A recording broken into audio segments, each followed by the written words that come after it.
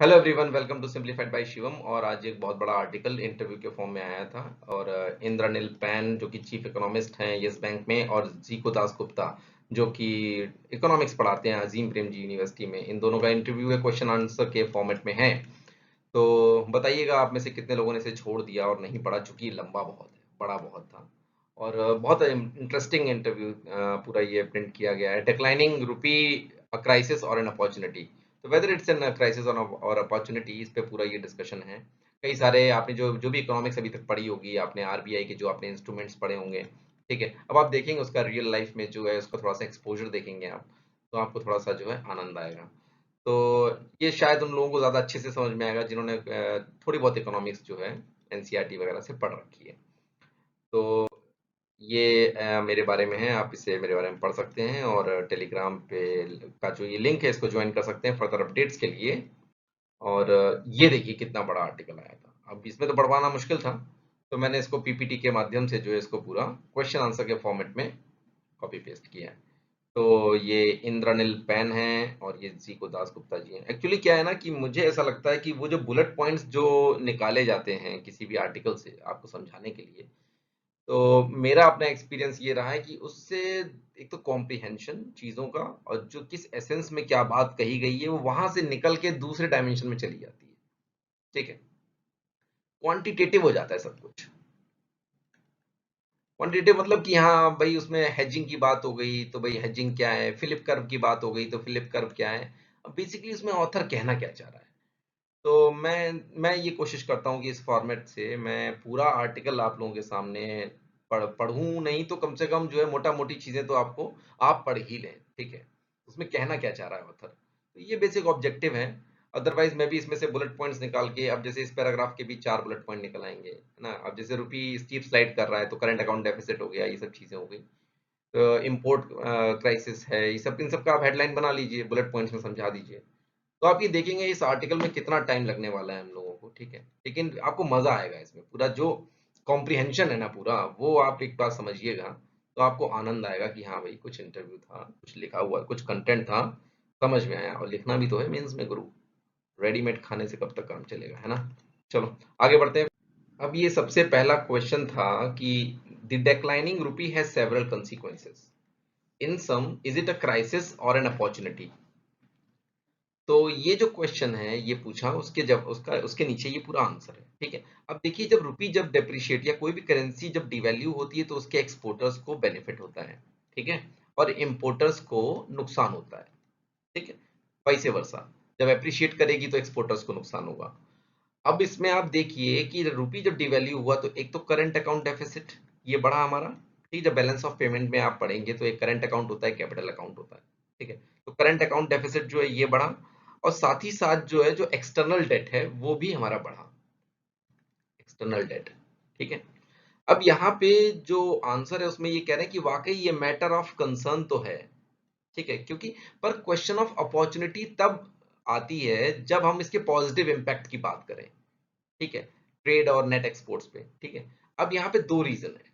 पहला ये है, अपॉर्चुनिटी की बात जब कर रहे हैं तो पहला रीजन ये है कि डेप्रिसिएशन होने के पश्चात भी नॉमिनल एक्सचेंज रेट और रियल एक्सचेंज रेट दोनों में अंतर है। नॉमिनल एक्सचेंज रेट तो घटा है, पर रियल एक्सचेंज रेट जो है वो रियली डेप्रिशिएट नहीं हुआ है। ठीक है, जो कि अब जैसे नॉमिनल नॉमिनल एक्सचेंज रेट और रियल एक्सचेंज रेट, इनमें अंतर क्या है। Nominal exchange rate tales how much foreign currency can be exchanged for a unit of domestic currency. ठीक है, ये तो हो गया नॉमिनल। और रियल में क्या है, ये डायरेक्टली गुड्स की बात करता है, कितना गुड्स जो है आ जाएगा। How much goods and services in the domestic country can be exchange for the goods and services of the foreign country. तो ये आपका जो है रियल हो गया, ये नॉमिनल हो गया। तो इनका कहना होता है नॉमिनल में तो डेप्रिसिएशन हुआ है पर रियल में उतना नहीं हुआ है। बाकी आप और इससे जो है इन्वेस्टोपीडिया वगैरह से डेफिनेशन देख लीजिएगा।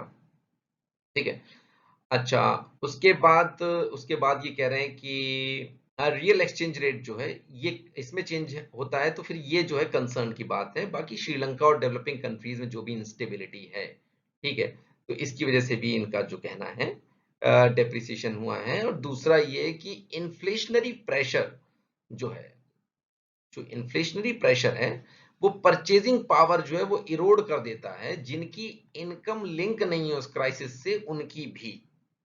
ठीक है, तो भाई अब इससे क्या पता लगा, इससे ये पता लगा कि ये जो है क्राइसिस और अपॉर्चुनिटी दोनों के बीच में बैलेंस जवाब देके चले गए भाई साहब।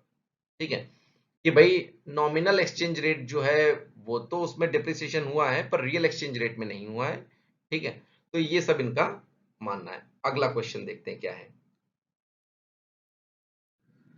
अब भाई अगला क्वेश्चन ये है कि some predict CAD could rise to 4% of the GDP in the first half of this fiscal, in this unhealth is this unhealthy और can we live with it. ठीक है, अब क्वेश्चन इन्होंने ये किया है कि भाई करंट अकाउंट डेफिसिट जो है 4% तक बढ़ सकता है जीडीपी का, पहले हाफ फिस्कल फिस्कल के पहले हाफ में। तो ये अनहेल्दी है या हम इसके साथ रह सकते हैं? अब ये देखिए बड़ा बढ़िया इन्होंने जो है जवाब दिया है। ठीक है, इंद्रानिल पैन ने दिया है इसका आंसर, और मैं यहाँ पे लिखना भूल गया वैसे। ठीक है, तो अब देखिए इसमें क्या कह रहे हैं। A broad indication that we are working with at this time is 3% CAD as a proportion of GDP with the assumption that oil is at about $110 per barrel। अभी देखिए हमारा करंट अकाउंट डेफिसिट है 3% का, और oil का price है $110 पर barrel. अगर ये $120 होता है तो कैड चला जाएगा 3.3 पे। ठीक है, आरबीआई के पर्सपेक्टिव से जैसे ही 2.5 क्रॉस करेगा रेड फ्लैग आ जाता है उसके, मतलब जो उसके जो पॉलिसी है उसके हिसाब से। ठीक है, कि जैसे ही 2.5% की लिमिट को ब्रीच करेगा करंट अकाउंट डेफिसिट, ठीक है, it's a red flag, it's मतलब कंडीशन ऑफ बीइंग कंसर्न। ठीक है, more importantly, rather than only looking at the CAD, we need to find out whether we have adequate flows on capital side to bridge the CAD। अब ये कह रहे हैं कि इससे ज्यादा, ये करंट अकाउंट डेफिसिट से परेशान होने से ज्यादा ये इंपॉर्टेंट है कि हमारा जो कैपिटल साइड है उससे हमें इतना बेनिफिट हो रहा है कि करंट अकाउंट डेफिसिट कंपनसेट हो पाए क्या। जैसे बैलेंस ऑफ पेमेंट में करंट अकाउंट होता है और कैपिटल अकाउंट होता है। ठीक है, तो इनका कहना ये कि कैपिटल साइड से इतना ज्यादा हमें बेनिफिट मिले कि हम ये करंट अकाउंट को ब्रिज कर पा रहे हैं कि नहीं, ये इंपॉर्टेंट है। करंट अकाउंट डेफिसिट तो इंपॉर्टेंट है ही, लेकिन ये जो कंसर्न है दैट इज इंपॉर्टेंट। और अगर हम ऐसा कर पाते हैं तो कैड 3% भी हो जाए तो कोई इस इकोनॉमी के लिए बुरी बात नहीं है। तो समझ गए पूरी बात। इन्होंने क्या कहा, इन्होंने सवाल पूछा कि 4% जीडीपी के अगर कैड हो जाता है तो हम इसके साथ रह पाएंगे या ये अनहेल्दी है। तो उनका कहना ये है कि 3.3 जो है वो पहुंच जाएगा अगर $120 अगर हो जाएगा प्राइस ऑयल का। ठीक है, पर कैपिटल साइड में जो है हमको इतना सरप्लस हो कि हम इसको कंपनसेट कर पाए तो फिर दिक्कत नहीं है इकोनॉमी के लिए। ठीक है, ये तो हो गया भैया पॉइंट वन। देखिए आनंद आ रहा है कि नहीं आ रहा है ना। अब देखिए मॉनेटरी पॉलिसी लैंडस्केप है जो ग्लोबल ग्लोबल जो मॉनेटरी पॉलिसी का जो लैंडस्केप है, मतलब हर कंट्री का, वो चेंज हो रहा है। तो क्या हो रहा है, जितनी भी इमर्जिंग मार्केट हैं, जो भी डेवलपिंग कंट्रीज हैं, इमर्जिंग मार्केट हैं, उनके जो इनफ्लोज हैं वो सब खत्म है। ठीक है, सब पैसा आउटफ्लो हो गया है। ठीक है, वो तो आरबीआई को क्या करना पड़ रहा है, इंटरवीन करके डॉलर को स्पॉट मार्केट में सेल करना पड़ रहा है। भाई जिस चीज की डिमांड ज्यादा होगी उसकी वैल्यू कम होगी, जिसकी जिसकी मतलब डिमांड नहीं, जिसकी सप्लाई वो ज्यादा होगी, क्या बोलते हैं, प्रेजेंस जिसकी ज्यादा होगी। अब डॉलर जब मार्केट में ज्यादा आएगा तभी तो रुपया अप्रिशिएट करेगा। तो रुपया को एप्रिशिएट करने के लिए, उसके डेप्रिसिएशन को कंट्रोल करने के लिए डॉलर को स्पॉट मार्केट में आरबीआई रिलीज करती है। ठीक है, अब इनका कहना ये है कि डेप्रिसिएशन का जो प्रेशर है वो काफी हद तक कंट्रोल में है 2013 के कंपैरिजन में। ठीक है, पर इसका मतलब ये नहीं है कि हम अभी सोते रहें। ठीक है, कैपिटल फ्लो जो है हमें इंप्रूव करना है, ये इनका कहना है। ठीक है, कैपिटल फ्लो जो है हमारा वो इंप्रूव हो। तो आरबीआई कई सारी पॉलिसीज के साथ में आया है। RBI has come out with certain policies on that, capital flow को इंप्रूव करने के लिए। ठीक है, ताकि करंट अकाउंट का जो गैप है, करंट अकाउंट का गैप है, उसको क्लोज किया जा सके बाय रिड्यूसिंग इंपोर्ट। ठीक है, अब इंपोर्ट कम करने के लिए कुछ नेचुरल एडजस्टमेंट भी हैं, जैसे हायर इन्फ्लेशन होगा। ठीक है, टाइटर तुम्हारी मॉनेटरी पॉलिसी होगी। ठीक है, डोमेस्टिकली तो ये डिमांड को कम करेगी, तो ये नेचुरल एडजस्टमेंट हो गए। ठीक है, लोकल डिमांड कम हो जाएगी, तुम्हारी मॉनेटरी पॉलिसी टाइट होगी, तुम्हारी इन्फ्लेशन ज्यादा होगा। ठीक है, तो यही सारी बातें हैं। फिर ग्लोबल रिसेशन जो है अगर आया तो क्रूड ऑयल का प्राइस गिरेगा, इससे भी हमारा करंट अकाउंट का जो वो है, करंट अकाउंट डेफिसिट है, वो कंटेन होगा, पर एक्सपोर्टर्स को तब नुकसान होगा। जाहिर सी बात है भाई, सारे फायदे तो हो नहीं सकते। अगर ग्लोबल रिसेशन आया, ठीक है, तो क्रूड ऑयल के प्राइस गिरेंगे, ठीक है, प्राइस गिरेंगे, तो करंट अकाउंट में हमको बेनिफिट होगा, पर साथ ही साथ क्या होगा, हमारे एक्सपोर्टर्स को थोड़ा सा प्रॉब्लम होगा, ऐसा इनका कहना है। ठीक है, तो भाई ओवरऑल क्वेश्चन यही था कि करंट अकाउंट डेफिसिट जो है, अगर 2.5% की लिमिट को अगर ये ब्रीच करेगा, ठीक है, तो ये रेड फ्लैग होता है आरबीआई के पर्सपेक्टिव से। और अभी 3% के आसपास है, तो ये पूरी कहानी है। ठीक है, अब देखते हैं अगला क्वेश्चन क्या है। अब देखिए, ये इसमें कहते हैं कि the RBI is said to be prepared to spend another 100 billion if needed to defend the rupee. If that happens, are we still in a healthy position? मतलब आरबीआई तो तैयार है 100 बिलियन तक खर्च करने के लिए, रुपये के डेप्रिसिएशन को कंट्रोल करने के लिए, स्पॉट मार्केट में बिल्कुल $100 बिलियन जो है रिलीज करने को तैयार है। ठीक है, पर क्या ये हेल्दी पोजीशन है हमारे फॉरेक्स के लिए, इकोनॉमी के लिए? ठीक है, ये क्वेश्चन है। तो इंद्रनील पैन जो कि चीफ इकोनॉमिस्ट हैं यस बैंक के, कहते हैं कि कितना फॉरेक्स रिजर्व चाहिए, इसका कोई थंब रूल नहीं है। ठीक है, पहले क्या था, फ्लोज तो ठीक थे फॉरेक्स के, और कैड भी लो था, करंट अकाउंट डेफिसिट। तो आरबीआई ने जो है खूब सारा फॉरेक्स रिजर्व इकट्ठा कर लिया, 635 बिलियन का। ठीक है, और दूसरी तरफ ये भी कोई, इसका भी कोई लिमिट नहीं है, एक्सटेंट नहीं है कि कितना फॉरेक्स रिजर्व जो है तुम डिप्लीट कर सकते हो। ठीक है, but the RBI must watch the import cover of the forex reserve. इतना, मतलब फॉरेक्स रिजर्व जो है कितना इंपोर्ट कवर कर सकता है, ये ध्यान में रखना पड़ेगा। ठीक है, अभी क्या है कि फॉरेक्स रिजर्व भी गिर गया है, और इंपोर्ट बिल्स तो हैं वो हाई ही हैं। ठीक है, तो फॉरेक्स रिसोर्स भी डिप्लीट हुआ है, इंपोर्ट बिल भी हाई है, तो ओवरऑल जो रुपये की लिक्विडिटी है वो इम्पैक्ट होती है। ठीक है, तो ये सब देखने की बात है, ये तो हो गई बात यहाँ पे। ठीक है, अच्छा, क्रिटिकल इशू जो है रुपये के लिए, वो लेवल का नहीं है, वोलेटिलिटी का है। ठीक है, कितनी स्टेबिलिटी है उसके अंदर। अगर डेप्रिसिएशन प्रेशर जो है ग्रेजुअल है, और भी ग्लोबल मॉनेटरी पॉलिसी जो कि, मतलब जो भी ग्लोबल मॉनेटरी पॉलिसी जो टाइट हो रही है अदर कंट्रीज की, ठीक है, उसके साथ साथ अगर इमर्जिंग मार्केट की सबकी करेंसी वीक हो रही है, तो उसमें इतनी समस्या की और परेशान होने की बात नहीं है। रुपी को भी आरबीआई अलाउ करेगा कि भाई तुम भी डिप्रिशिएट हो जाओ, जब सब लोग डिप्रिशिएट हो रहे हैं तो। ठीक है, पर हमको कॉर्पोरेट को बोलना पड़ेगा कि बेटर हेजिंग स्ट्रेटजी जो है उनको बनानी चाहिए, जब करेंसी मोर और लेस स्टेबल हो या थोड़ी बहुत अप्रिशिएट कर रही हो। अब ये हेजिंग स्ट्रेटजी क्या होती है? Hedging strategy basically risk management strategy होती है, जो कि तब यूज की जाती है जब लॉसेस को ऑफसेट करना हो इन्वेस्टमेंट के दौरान। ठीक है, also it help keeps check on imports, because the moment currency depreciates, the price of import goods go up and dampen the demands of importables. ठीक है, इंपोर्ट्स को चेक करते रहना चाहिए। ठीक है, रुपी डिप्रिशिएट होता है, इंपोर्ट बिल हाई होते हैं। ठीक है, और जो इंपोर्टेबल्स होते हैं उनकी डिमांड भी थोड़ी सी डैम्पन हो जाती है। ठीक है, पर ऑयल के केस में ऐसा नहीं है, ऑयल जो है रिलेटिवली इन इलास्टिक डिमांड है। अब इन इलास्टिक डिमांड जो है वो आप माइक्रो इकोनॉमिक्स वगैरह में, जब आप जो है डिमांड एंड सप्लाई पढ़ेंगे, या जब आपने पढ़ी होगी, तो आपने देखा होगा कि जिसका मतलब मोर और लेस, जिसकी जो है प्राइस और डिमांड पे ज्यादा फर्क ना पड़े, डिमांड से प्राइस थोड़ा बहुत बढ़ जाए लेकिन डिमांड उतनी ही रहे, तो रिलेटिवली इन इलास्टिक है ऑयल की डिमांड। ठीक है, अच्छा, इस पे ये जीको दास गुप्ता जी क्या कह रहे हैं, there is hardly any way to say that if you spend, मतलब कोई ऐसा तरीका नहीं है कि तुम इतना डॉलर खर्च करोगे तुम सेफ हो। ईस्ट एशियन इकोनॉमी 1990 के दौरान जो है बहुत अच्छा कर रही थी, एक्सटर्नल सेक्टर भी इनका अच्छा जा रहा था। ठीक है, पर जब क्राइसिस हिट हुई तो सारा कैपिटल इनका उड़ के चला गया बाहर। ठीक है, तो इनका फॉरेक्स रिजर्व भी डिप्लीट हुआ। ठीक है, तो ये बात है कि मतलब फॉरेक्स रिजर्व भी डिप्लीट हो रहा है, और फिर करेंसी भी डिप्रिशिएट हो रही है, तो फिर ये लेके आता है इंस्टेबिलिटी।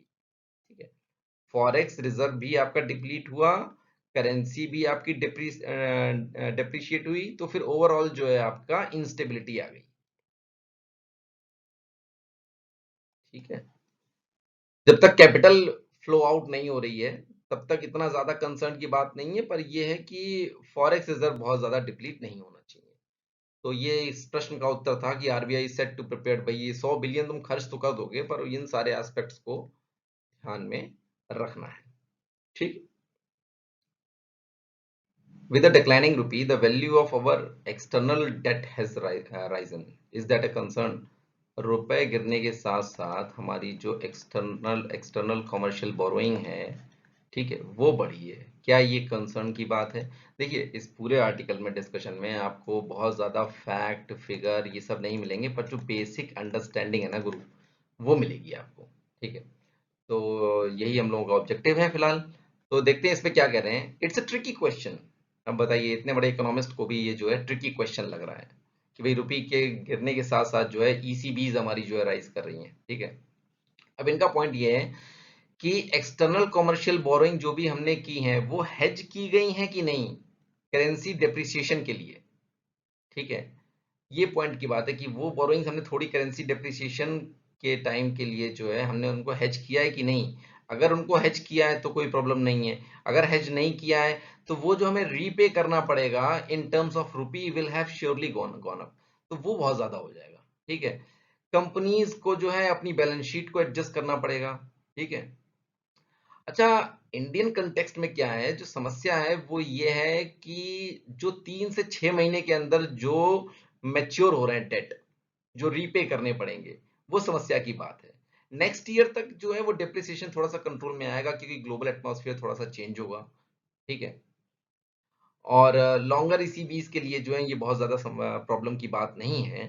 क्योंकि अगर हम एवरेज निकालें तो लास्ट 10 ईयर में करेंसी डिप्रिसिएशन 3.5 से 3.8% के बीच में हुआ है। ठीक है, और आरबीआई भी वैसे पुश कर रही है कि एक्सटर्नल कमर्शियल बोरोइंग का जो इंटरेस्ट रेट का जो कैप है उसको थोड़ा सा एडजस्ट किया जाए। तो ये इतनी सी बात है, इसमें बहुत कोई खास बात नहीं निकली। तो भाई आगे देखते हैं। Given the recent moves by the government and RBI, have we exhausted policy options? क्या हमारे सारे पॉलिसी ऑप्शंस जो हैं वो एग्जॉस्ट हो गए हैं? ठीक है, तो दास गुप्ता जी का कहना है कि नो ऑफ कोर्स नॉट। ये एक्सोजीनियस शॉक है, और पॉलिसी जो ऑप्शंस हैं वो हैं डैमेज कंट्रोल के लिए तो हैं ही अभी। ठीक है, रुपया गिर रहा है, ठीक है, तो इससे इंस्टेबिलिटी तो आएगी, पर ये केस ये बता रहे हैं अभी नहीं है। ठीक है, क्योंकि इन्फ्लेशनरी प्रेशर का भी क्वेश्चन है, इन्फ्लेशन का भी क्वेश्चन है। और दूसरी इनकी वही वाली बात कि नॉमिनल एक्सचेंज रेट और रियल एक्सचेंज रेट में अगर हम देखें तो इनका कहना है रियल एक्सचेंज रेट जो है वो भी स्टेबल है। ठीक है, और उसके बाद में यही इनका कहना है कि आरबीआई को वही बैलेंस करना है, फॉरेक्स रिजर्व को मेंटेन करना है, और जो रियल एक्सचेंज रेट है जो वो स्टेबल रहे, और एक्सचेंज रेट एडजस्टमेंट और ये सब जो है तुम्हारा इनको जो है बैलेंस रखना है। ठीक है, और एग्रीकल्चर सेक्टर और ये सब जो है इनमें इन्फ्लेशनरी प्रेशर को ईज करने के लिए जो है कदम उठाने चाहिए। ठीक है, और उनको कैसे कंपनसेट करेंगे जिनकी इनकम जो है वो बिल्कुल, जिनकी परचेजिंग पावर इरोड हो गई है और जिनकी इनकम जो है वो एकदम स्क्वीज हो गई है ड्यू टू हायर प्राइसेस, क्योंकि इन सबसे लिंक नहीं है। बस इतनी सी बात है। व्हाट कुड द गवर्नमेंट और RBI do differently if they could do it all over again? अब आरबीआई गवर्नमेंट क्या कर सकती है अगर उसको दोबारा से करने का मौका मिले, तो मतलब ये बात है। Till now the policy measure has been exclusively dependent on monetary policy. अभी क्या है ना कि पॉलिसी मेजर जो भी हैं वो एक्सक्लूसिवली डिपेंडेंट है किस पे? Monetary policy. दो पॉलिसी होती है, मॉनेटरी पॉलिसी और फिस्कल पॉलिसी। एक आपका इंटरेस्ट रेट और आरबीआई जिसको डील करता है, फिस्कल पॉलिसी गवर्नमेंट डील करती है। ठीक है, गवर्नमेंट के जो भी उसके जो इंस्ट्रूमेंट्स हैं इन्फ्लेशन वगैरह, मतलब इन सबको चेक करने के लिए, मतलब लिक्विडिटी इन द इकोनॉमी को कंट्रोल करने के लिए, that is called the fiscal policy. और मॉनेटरी पॉलिसी क्या है कि इकोनॉमी में जो लिक्विडिटी है उसको मैनेज करने के लिए जो आरबीआई जो स्टेप्स लेती है, लाइक रेपो रेट और ये सब जो है सीआरआर वगैरह को कम और ज्यादा करना, तो इससे जो है सब होता है। ठीक है, तो अभी तक क्या रहा है कि मेजर जो थ्रस्ट रहा है वो रहा है मॉनेटरी पॉलिसी पे, कि वो जो है पॉलिसी मेजर उसी से वो होता है। ठीक है, इसकी अपनी लिमिटेशंस हैं। Interest rate is expected to stabilise the inflation rate primarily, but trend in the Indian economy would suggest that the relationship between output and inflation rate termed as Philip curve has been flat. अब क्या है यहाँ पे कि interest rate से expect हम क्या करते हैं कि भाई उसको बढ़ाएंगे तो थोड़ा इन्फ्लेशन जो है वो कंट्रोल में आएगा। ठीक है, पर इंडियन इकोनॉमी में क्या है कि भाई ये जो फिलिप कर्व है जो कि इन्फ्लेशन का और एम्प्लॉयमेंट का जो कर्व होता है आउटपुट का, वो फ्लैट रहा है। अब फिलिप कर्व क्या है? फिलिप कर्व, ठीक, फिलिप कर्व क्या है? ये एडब्ल्यू फिलिप है, पहले तो एक ऑथर है जो उन्होंने ये बनाया था। ठीक है, तो इनका कहना ये था कि फिलिप कर्व जो है वो इन्फ्लेशन और अनएम्प्लॉयमेंट का एक स्टेबल और इनवर्स रिलेशनशिप बताता है, स्टेबल और इनवर्स रिलेशनशिप। ठीक है। तो इस हाइपोथेसिस के अकॉर्डिंग क्या है कि lower the unemployment rate higher the rate of inflation. ठीक है, बस, और इसका वाइस वर्सा, इतनी सी बात है। ठीक है। तो अब क्या है इसमें, in that inflation rate changes for reason other than the demand factor, those factor can not be combated by interest rate charge changes. अब चार्जेस ये गलत लिखा हुआ है, ये चेंजेस होना चाहिए।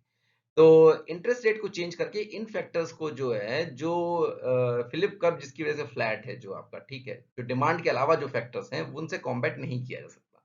ठीक है। और फिर ज्यादा इंटरेस्ट रेट बढ़ा देंगे आप, हायर रेपो रेट्स कर देंगे, तो इससे आउटपुट इंपैक्ट होता है, जिससे कि जीडीपी ग्रोथ इंपैक्ट होती है। ठीक है। इसीलिए आरबीआई ने प्रेडिक्ट किया था कि जीडीपी ग्रोथ जो है आने वाले दिनों में कम रहेगी।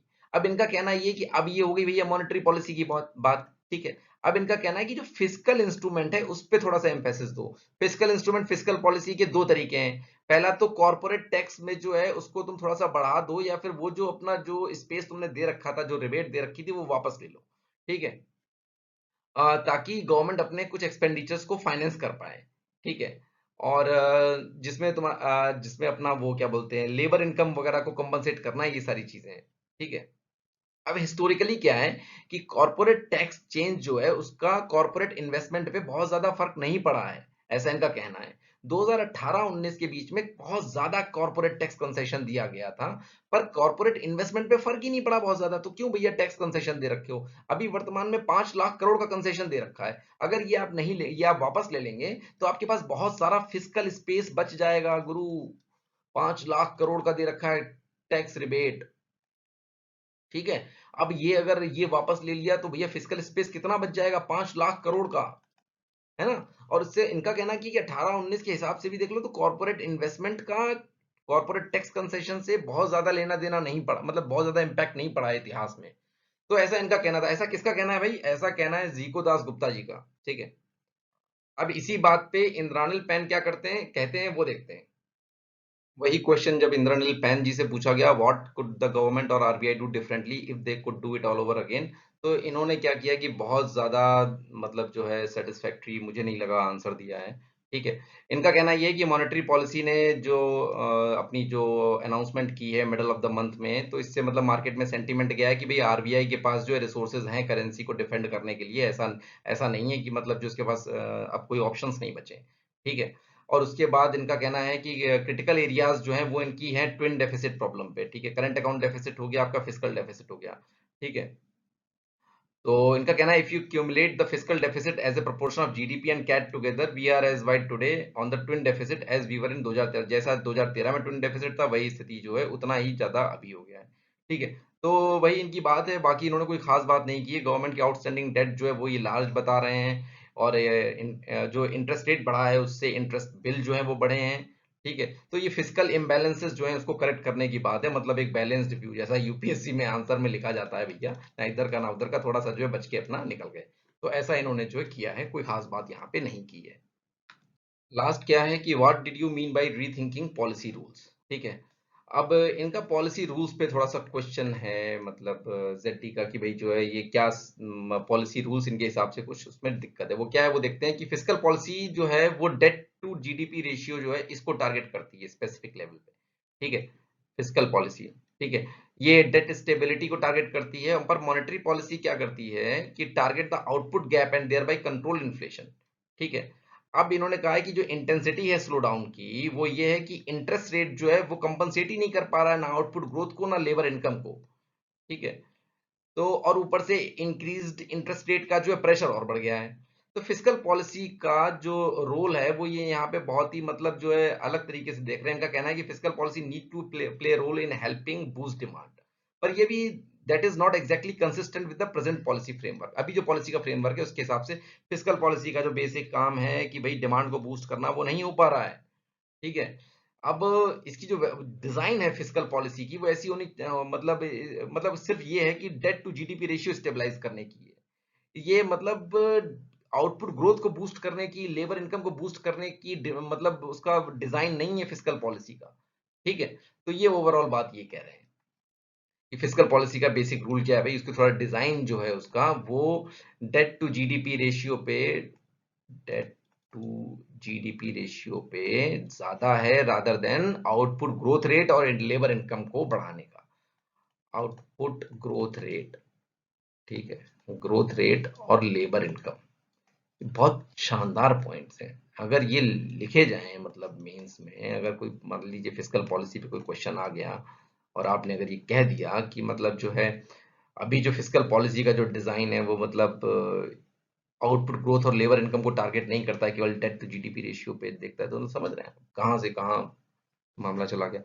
ठीक है, फिर आज के लिए इतना ही रखते हैं, और बहुत बहुत धन्यवाद। और अगर आपको ये कंटेंट और ये आपको एक्सप्लेनेशन, ये विश्लेषण अगर पसंद आया हो तो चैनल को लाइक कर लें, सब्सक्राइब कर लें। मिलते हैं फिर नेक्स्ट वीडियो में, तब तक बहुत बहुत धन्यवाद।